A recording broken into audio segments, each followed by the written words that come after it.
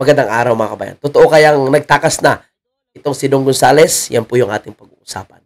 Pero bago ang lahat, huwag kalimutan mo nang i-like ang video ito.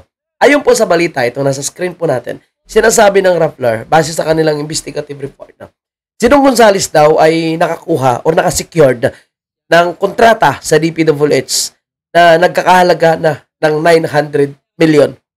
Simula daw po nang siya ay naging congressman sa kanilang distrito sa Pampanga, mga kababayan po natin. Alam mo, ang pamilya kasi ni Dong Gonzales ang tinuturo na isa o mano sa mga malalaking kontraktor sa mga proyekto ng DPWH, particularly po sa Kandating, Pampanga, kung saan bumagsak ang isang flood control project na binadgetan ng 90 million. Hindi lang po isang beses, dalawa, tatlong beses po ito. Baga, paulit-ulit po na binadgetan. So, ganyan po kalaki ang kanilang nakukuha. So ngayon mga kababayan po natin, ito ngayong usap-usapan dahil namataan po itong si Dong Gonzales. Anyway, una sa mga nabalitaan natin na umalis na daw o nawawala na sa ating bansa ay itong si Saldico at itong si Martin Romualdez. Kung dati maingay po sila sa impeachment ni VP Sara, maingay po sila sa CIF ni VP Sara, Panay Banat, at sinasabi, dapat magkaroon po tayo ng accountability, pananagutan sa bawat paglustay ng pera ng taong bayan. Pero ngayon po, mukhang sila yung naiipit. Sila ngayon ang nakikitaan ng mga matitinding anomalya. Nasaan na nga ba sila? Nasaan yung accountability?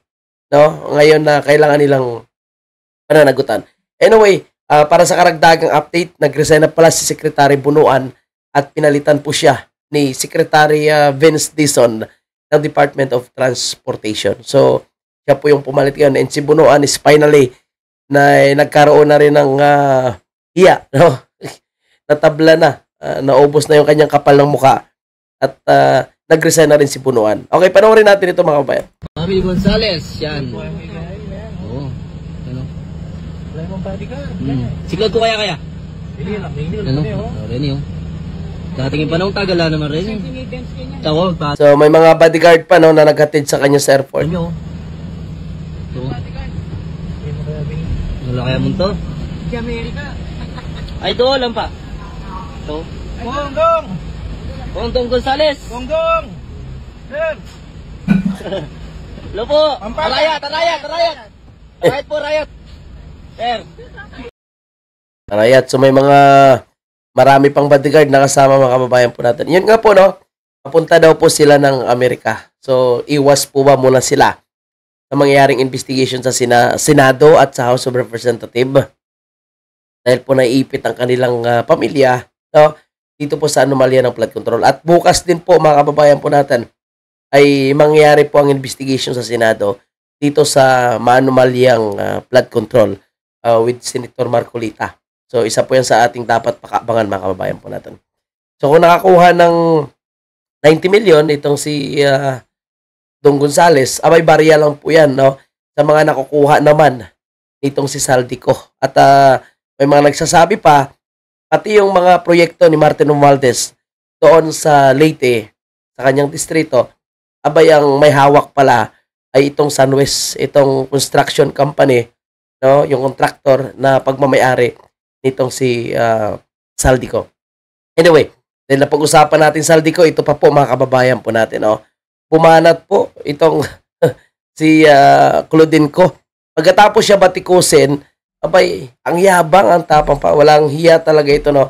Ang kakapal ng pagmumuka nitong mga anak ng mga kontraktor at congressman, pamilya nila, no? Sabi pa dito, like, hello, wala kaming utang na loob sa mga Pilipino. Wala na silang utang na loob. Pero, kaninong pera ang nilulustay po nila? Saan ang gagaling? Di ba? Tatay mo is politiko. Gawin mo is politiko. So, sumasahod po sila mula sa pera ng taong bayan. This is not from taxpayers' money. The government literally paid us for service that our business provided. Gets. Gets pa siya. Pero sobra-sobra kasi. No? At sinasabing ghost project, matindi mga ghost project. Yung substandard, at least kahit paano nakita.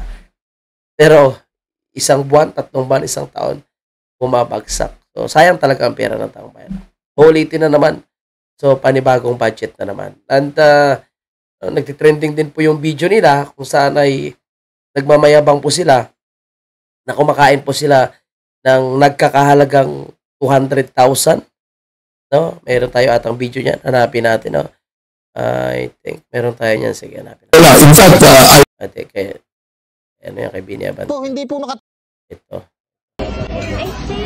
Ito yun mga kababayan natin. No? Imagine mo kumakain sila, no?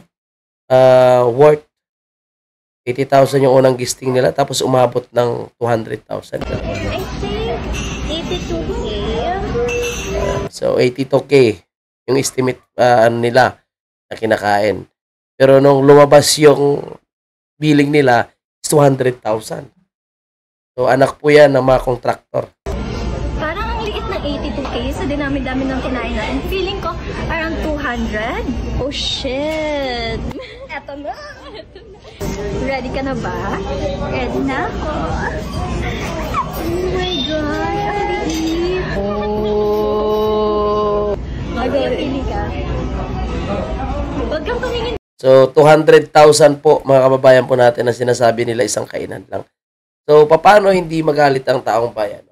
Tapos magta-travel po sila gamit yung private plane, mamahaling sasakyan. Magsa-shopping po sila, isang shopping lang 200,000, 300,000. So ganyan po sila ka-lavish, no, na gumastos ng pera ng taong bayan, which is literal naman talaga nagaling sa taong bayan ang nilolostay nila mga kababayan po natin. Ngayon nagmamayabang pa. So literal na napakawalang hiya. And ditong mga buaya na ito, sabi nga ni Tatang, no, yung isang in-interview. So sa dami daw ng mga flood control na walang laman, buhangin lang, no, nagiging kuweba na daw po mga kababayan natin. So ang butas na yan daw, pwede daw tumira na yung mga buhaya doon. Dahil ganun po yung mga project na. Buhayang kontraktor, buhayang congressman, no? At ito ang kakapal ng mukha, no? Dahil may tiwala daw yung taong bayan, tumaas pa daw yung tiwala sa kanila.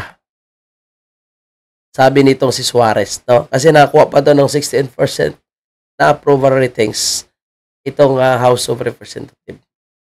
Sino kaya mga bumoto sa kanila? Siguro mga anak nila.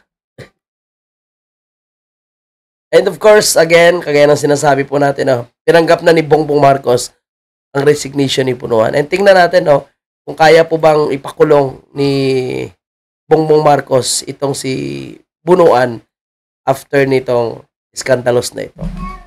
Diba? And magkakaroon po sila ng reshuffle, magtatanggal daw po sila ng mga district engineer, and bubuo rin po sila ng isang independent investigative body para mag-imbestiga dito po sa maanumalyang plan. Let's check and titignan po natin. Ang pinakainabangan natin is bukas, yung pagdinig sa Senado ng committee ni Senator Marcolita. Kasi yung sa Martes, wala po. Circus po ang gagawin ng House of Representatives. So yan lang po yung ating update. Maraming salamat and God bless mo.